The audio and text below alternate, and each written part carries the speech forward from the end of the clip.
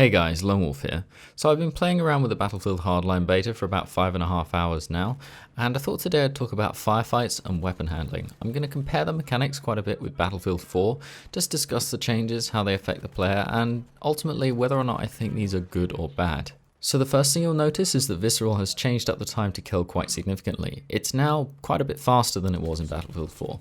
If you take a weapon like the M416, which was in both Battlefield 4 and Battlefield Hardline, it's got fairly similar recoil, it's got roughly the same amount of controllability, but now it's shooting 100 rounds per minute faster and it's killing in one less bullet. Add to this, it's actually doing a 4-hit kill out to a pretty long range, around 40 meters. So you are going to end up in a lot more situations where you feel melted by enemy weapons. The flip side to this is of course that you can kill more people with one magazine and you can kill them a lot faster. So if you manage to get yourself in a position where you can shoot them and they're not shooting at you, I'd say you've got a much better chance of killing more of them. I'm quite enjoying this because it means if you flank the enemy, you are rewarded for that. You're able to kill several people quite happily, and then you can crouch behind cover, you can reload, and you can continue your killing spree. Now, whilst the M416 and other similarly controllable 5.56 rifles have seen changes and generally an increase to their effectiveness, these are not the most extreme redesigns in my opinion. The Scar-H, HK51 and other similarly high damage weapons have seen a dramatic increase in their damage from Battlefield 4. The Scar-H is now doing 43 damage instead of 33. This reduces the shots to kill by 1, making it a 3-hit kill, and this 3-hit kill extends out to 20 meters. This is a massive increase to its damage per second over Battlefield 4. To balance this massive damage, Visceral has opted to give these weapons extreme vertical recoil. This is a very interesting decision and it's one I'm pretty excited about. If you balance a weapon by increasing its recoil, then you aren't actually putting a hard limit on how effective it can be. If you reduce a weapon's rate of fire or its damage, then its maximum potential is objectively reduced. If, however, you just increase the recoil, then in theory, a very skilled player can get very good with that weapon and put out massive damage at all ranges. Now, this would not be the case if they'd increased the horizontal recoil quite so significantly. Horizontal recoil is a lot less predictable and much more difficult to counter as the weapon bounces left to right. By just increasing the vertical recoil and making the gun kick only up, all you really have to do is pull down the correct amount as the weapon fires. However, this high recoil does relegate these weapons to much more of a close quarters role for new or less skilled players. However, for higher skilled, more advanced players, I do feel like the attributes of high damage at the expense of high recoil are going to make these weapons very attractive. So overall, killing people with these high damage weapons like the AKM and Scar-H is going to be a lot faster, but it's also going to be harder to do. If you want more range and you want to be able to kill people easier, then I would recommend a weapon like the M16A3 or M416. These weapons are incredibly versatile, and whilst I would say I would rather have something like a Scar-H in close quarters, these guns do just fine, and at long range I would say, certainly for a newer player, they are superior. Now, as I said, the downside to this higher damage is that you will be killed very quickly. There are occasions in this game where I feel like I die in literally one frame. This can be very frustrating, especially when it happens over and over again. This game does feel like it was designed to make shooting people as satisfying as possible. The hit registration feels almost perfect, and when you do strike a target, the hit is much more defined and very different from Battlefield 4's much softer feel. By contrast, when you're taking damage, it's much less reliable.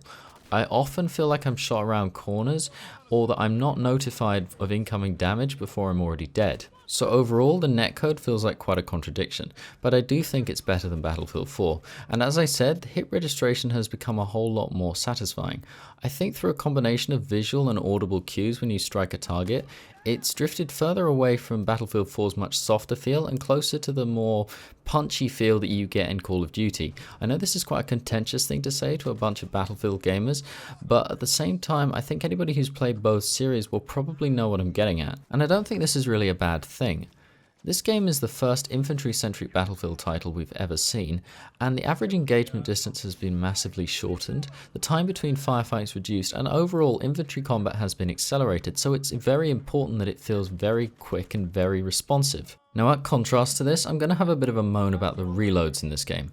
The animations themselves, and in general, the way the weapons appear to be handled, do look more natural, a bit more flamboyant, and a lot less rigid than they did in Battlefield 4. However, inexcusably, there's a bit of a delay after the magazine is inserted and when the weapon can actually fire on a lot of guns. Now for me, this really messes me up when it comes to timing my reloads.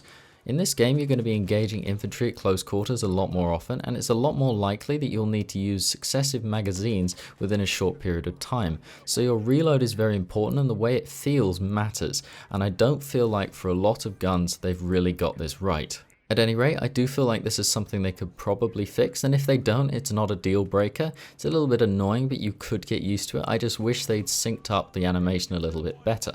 This is sure to cause some controversy, but the suppression effect has been toned down again. I know some people think it adds an element of realism or enhances gameplay in some way, but I would much rather that the outcome of a firefight is determined by the quality of your aim and your reaction time than give an advantage to somebody who shoots first but doesn't hit their target. There is still some suppression. It does blur your screen slightly, and there is an elliptical incursion from the corners of the screen that tightens your field of view, but it doesn't really throw off your aim, so for the most part I don't find it a huge hindrance. Now another thing that's changed in Battlefield Hardline versus Battlefield 4 is the viability of strafing while shooting. It's not that technically your weapons are any more accurate in Battlefield Hardline versus Battlefield 4, it's just that the average engagement distance has shortened and the number of bullets you need to down a target have been reduced, so as a result, it'll be a viable tactic a whole lot more often. I do still recommend stopping to shoot if your opponent hasn't seen your position or you're shooting at long range, but if they know where you are and perhaps if they're shooting back at you, then it would probably be a good idea to strafe, and usually you'll get away with it. And lastly, on the topic of evasive maneuvers, one fairly major change, at least in my opinion, is the ability to shoot and jump. This is quite unusual. It seemed to be in Battlefield 4 that there was a deliberate decision taken that you could not shoot while jumping. In this game, there is a slight delay after you start the jump and being able to shoot, but it's actually pretty viable. Frequently, I'll jump in the air, ADS, and start shooting at a target while I'm flying through the air. This obviously makes you a much harder target to hit as you're moving at high speed and your elevation is changing. It's quite unexpected, a lot of people don't see this coming, and I'd recommend you try it out. I think that's pretty much all the things I wanted to mention. My analysis and opinions on this game are obviously a work in progress as I play more of it, but I'll keep posting content as I think of more things to say. Thank you very much for watching, I hope you found this useful and interesting, and I'll see you next time.